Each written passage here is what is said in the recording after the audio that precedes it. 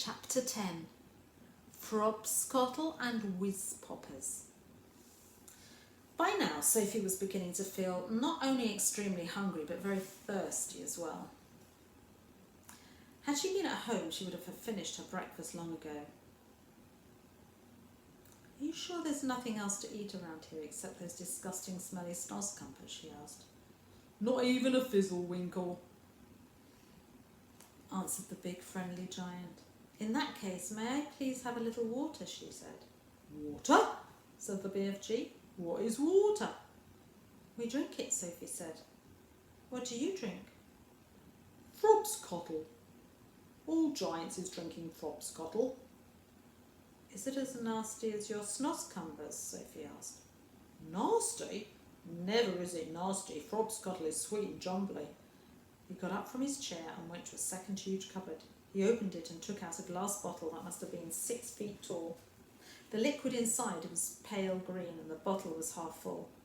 Here is Frobscottle, he cried, holding the bottle up and proud, as though it contained some rare wine. Delumptious fizzy Frobscottle, he shouted. He gave it a shake and the green stuff began to fizz like mad. But look, it's fizzing the wrong way, Sophie cried. And indeed it was. The bubbles, instead of travelling upwards and bursting onto the surface, were shooting downwards and bursting at the bottom. A pale green frothy fizz was forming at the bottom of the bottle. What on earth is you meaning the wrong way up? Asked the BFG. Why, our fizzy drinks, Sophie said, the bubbles always go up and burst at the top. Oh, upwards is the wrong way. You mustn't ever be having the bubbles going upwards. That's the most flash-bunking rubbish I ever is hearing. Why do you say that? Sophie asked. You is asking me why? Waving the enormous bottle around as though he were conducting an orchestra. You is actually meaning to tell me you cannot see why it is a scrotty mistake to have the bubbles flying up instead of down?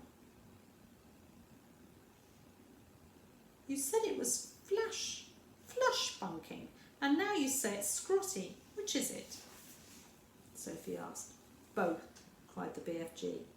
It is flush-bunkling and a scrotty mistake to let the bubbles go upwards. If you can't see why, you must be as quacky as a duckhound. By Ringo, your head must be so full of frog squinkers and buzz wrangles. Eyes fretted if I know how you can think at all. Well, why shouldn't the bubbles go upwards? Sophie asked.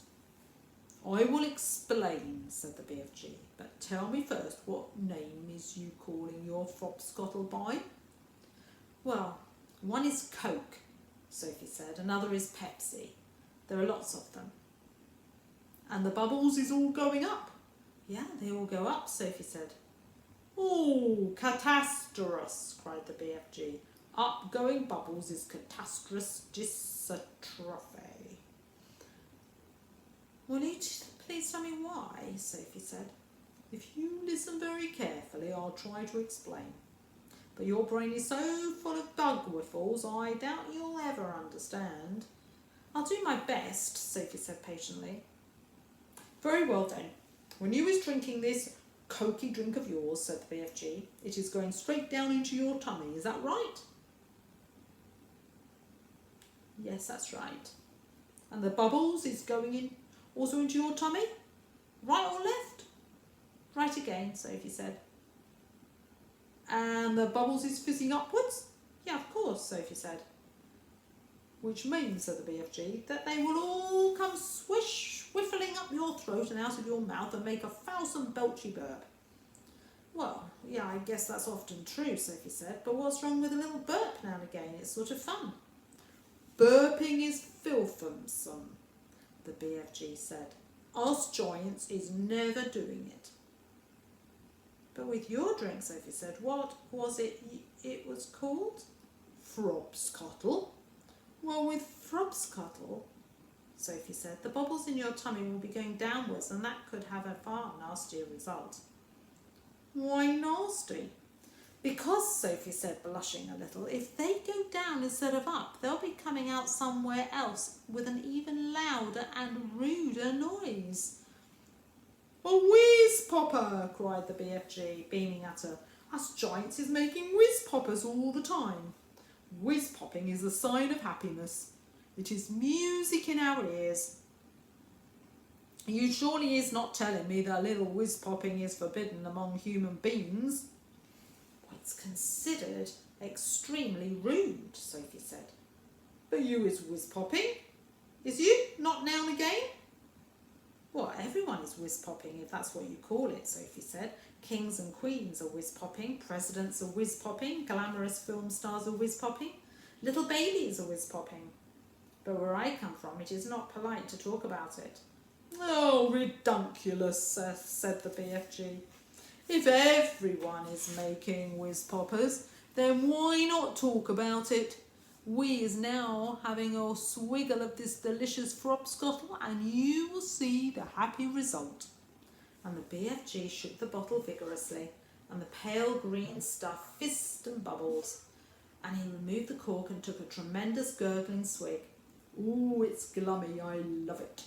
And for a few moments the big friendly giant stood quite still and took up, and a look of absolute ecstasy began to spread over his long wrinkly face. Then suddenly the heavens opened, and he let fly with a series of the loudest and rudest noises Sophie had ever heard in her life. They reverberated around the walls of the cave like thunder, and the glass jars rattled on their shelves. But most astonishing of all, the force of the explosions actually lifted the enormous giant clear off his feet like a rocket. Whoopee, he cried when he came down to earth again. Now that is whiz-popping for you. Sophie burst out laughing. She couldn't help it. Have some yourself, cried the BFG, tipping the neck of the enormous bottle towards her. Don't you have a cup? No cups, only bottle. So Sophie opened her mouth, and very gently the BFG tipped the bottle forward and poured some of the fabulous Frobscottle down her throat. And oh my gosh, how delicious it was. It was sweet and refreshing. It tasted vanilla and cream with just the faintest trace of raspberries on the edge of the flavour. And the bubbles were wonderful. Sophie could actually feel them bouncing and bursting all around her tummy. It was an amazing sensation. It felt as though hundreds of tiny people were dancing a jig inside her and tickling her with their toes. It was lovely. Oh, it's lovely, she cried. Just wait, said the BFG, flapping his ears. Sophie could feel the bubbles travelling lower and lower down her tummy. And then suddenly, inevitably, the explosion came. The trumpets sounded, and she too made the walls of the cavern ring with the sound of music and thunder. Bravo! Shouted the BFG, waving the bottle. You is a very good for a beginner. Let's have some more. And that's the end of that chapter. Well, that was a fun chapter, wasn't it? I'll see you soon.